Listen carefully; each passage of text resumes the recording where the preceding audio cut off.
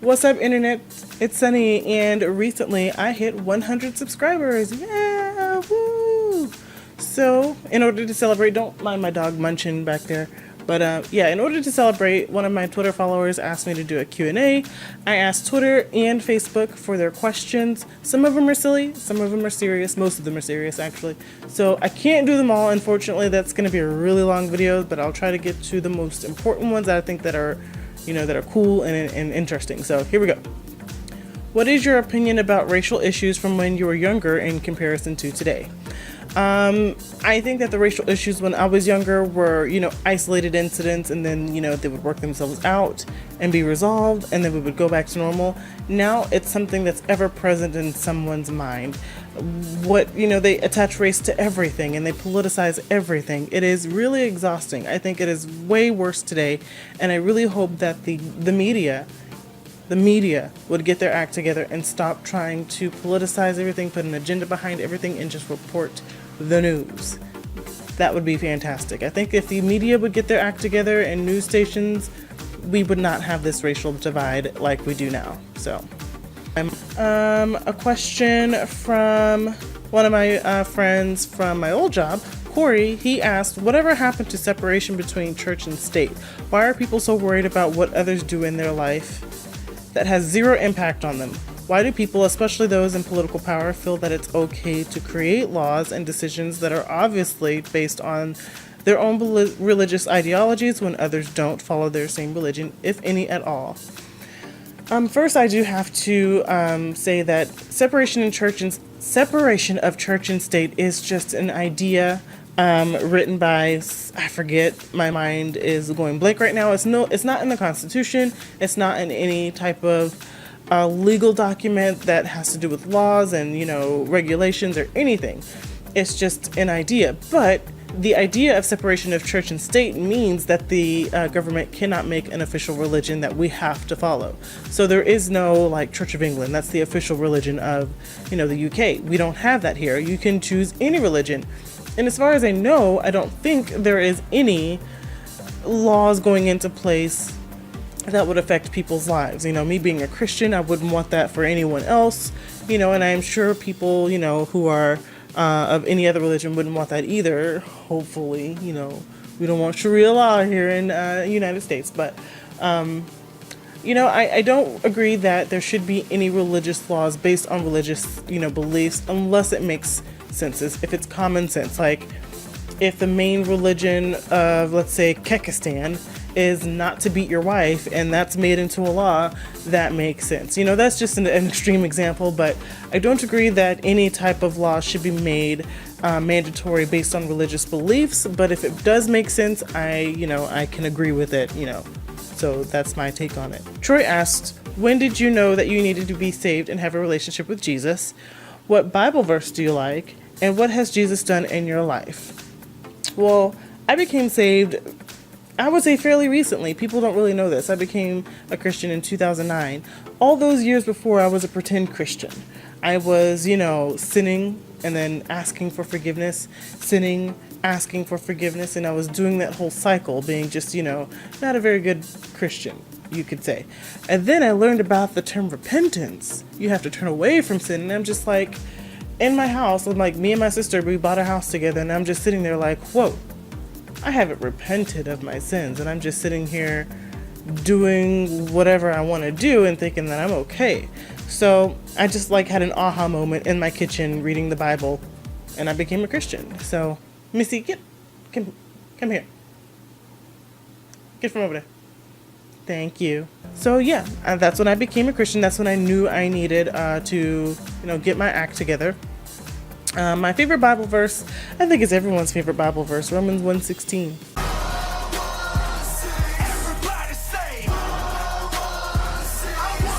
I'm not ashamed of the gospel. If you don't know what it is, you can look it up, the whole thing. And what has Jesus done in my life? Oh man, literally everything. I have a great job. I have my own apartment now. I lived in a house that was in my name. I had a mortgage for 7 years. I sold it. I got a lot of money for it. I work from home. I have a Poochie Poo that loves me very much. Hi, Poochie Poo. And my mom and my dad, they're a blessing to my life. Hi, Mom and Dad, if you're watching, I love you guys very much. My sisters, who are also a blessing to me. Mwah, mwah.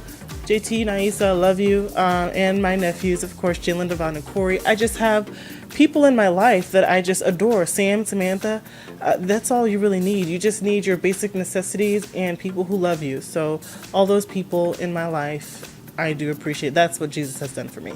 What is your opinion of media's influence? I think that the media has a very negative influence on people, based on, just what people believe. I mean, everyone knows about fake news. It's like they reported about fake news and they ended up being the fake news. And people will believe it just without any type of doubt, without any type of evidence, whatever. And it's really sad. And I have not seen any evidence, any solid evidence of a Trump-Russia collusion. And they're still they're still running with it, like as if they have anything, and now they're going with obstruction of justice on Trump. And it's really exhausting to see the news about all of this stuff that really has no merit, that has no evidence, and I'm really sick of it. I think they have a bad influence on the public. Why do people that don't live in the South consider Southerners as backwards and ignorant? I think it's because of our education. Our education in the South is very poor, especially in Texas. I really don't understand. I mean, we do everything great in Texas. Our economy is great. Our roads sometimes are great. I mean, I couldn't imagine myself living anywhere else but Texas. But our education is bad, and we need to start all the way over when it comes to our education, and just start from scratch and get rid of Common Core, get rid of all of this standardized tests, and just teach. Just teach. Okay, question from Twitter. It says, when and why did you become a conservative? I became a conservative. I think I've always been a conservative. My biggest political influence is my daddy. He's conservative. I was this close to voting for Obama in 2008. I voted for George Bush because I just didn't think that Al Gore was the type of president that I wanted. Back in 2004, that's when that was my first vote ever, was the 2004 election, and that's when the recount and everything else in the Electoral College, they did the same thing that they did all that years ago. They're doing it now. We need a recount. We need the Electoral College needs to be abolished and all this other crap.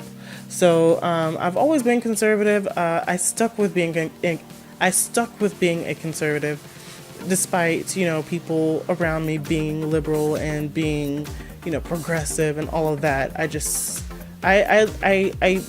I'm gravitated to what's true.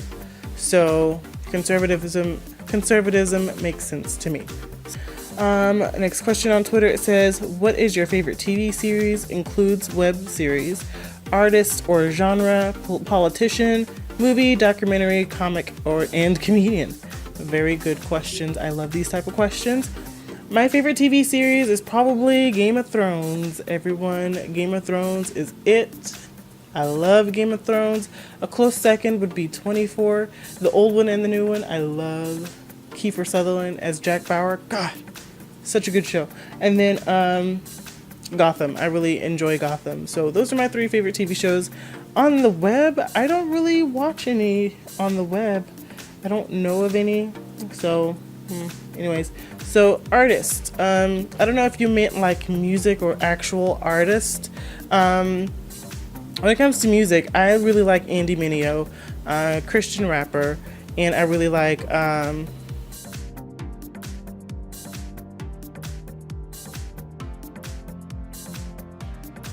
it's Social Club. It's a rap duo. Are those still exist?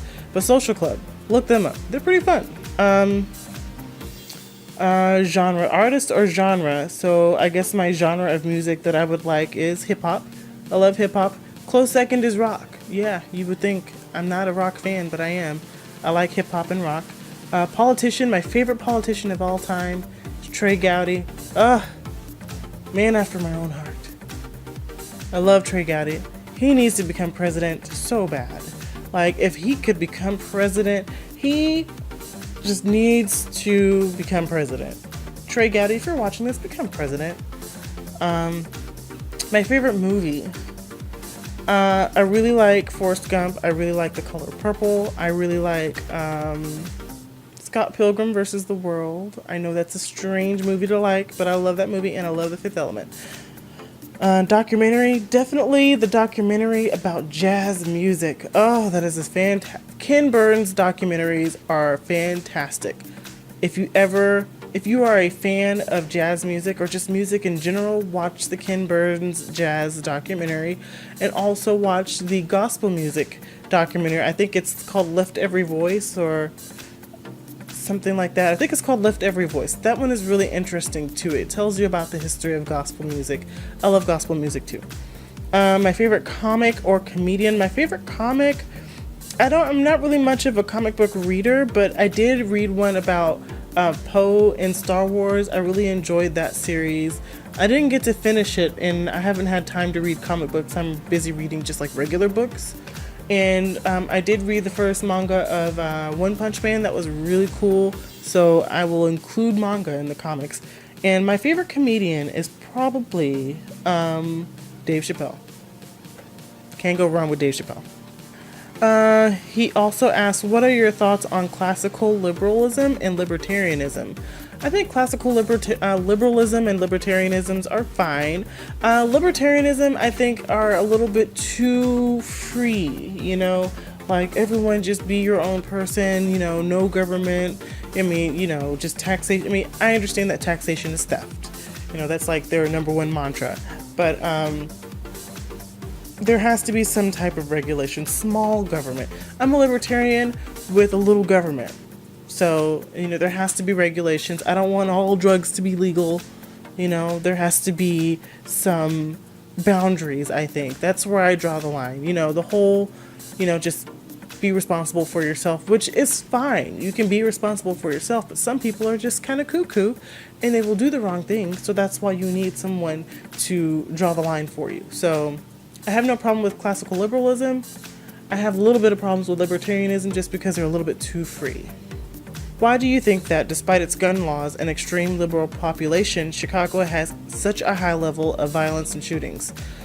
I think that one's kind of easy. It's because criminals don't follow the law.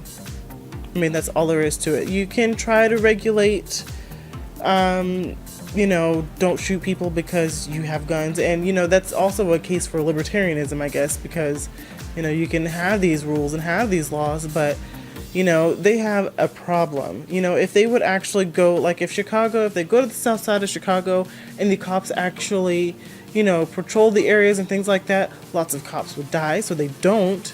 But if they would have a presence there and, they would patrol the streets, crime would go down.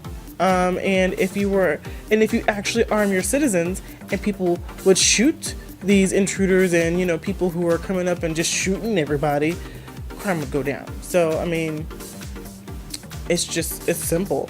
The gun is the ultimate neutralizer, and criminals know that these law-abiding citizens don't have them. So, that's all there is to it. The criminals don't follow laws. And now let's go for some silly questions. Teresa asks, do fish have feelings? I assume they don't have feelings emotionally, but I assume that they have feelings of pain. I know there was a story a long time ago to where there was this lady who had a pet goldfish, and it was like her pride and joy, and he got sick or got cancer. They put it under anesthesia and they operated on this goldfish and it survived. Yeah, so I assume that fish have feelings when it comes to pain, but not emotional. I don't think that the fish was attached to its owner in any way. Jeff asks, why do hot dogs come in packages of 10 and buns come in packages of 8? Capitalism. You run out of hot dogs. You'll run out of buns before you run out of hot dogs, so you have to buy more buns. So, capitalism. And last question from JC. It says, if all a person wants to do is zoom, and not necessarily boom, boom, can they still shake the rump? I assume so. Not everyone wants to boom, boom, boom, or whatever it is. So, yeah. Okay, so that was my Q&A. I hope you enjoyed. If I didn't get to answer your question, I do apologize. I didn't want to make it too long. So, thanks so much. And like, subscribe, all that jazz. Have a great day. I'll go do the same. Bye.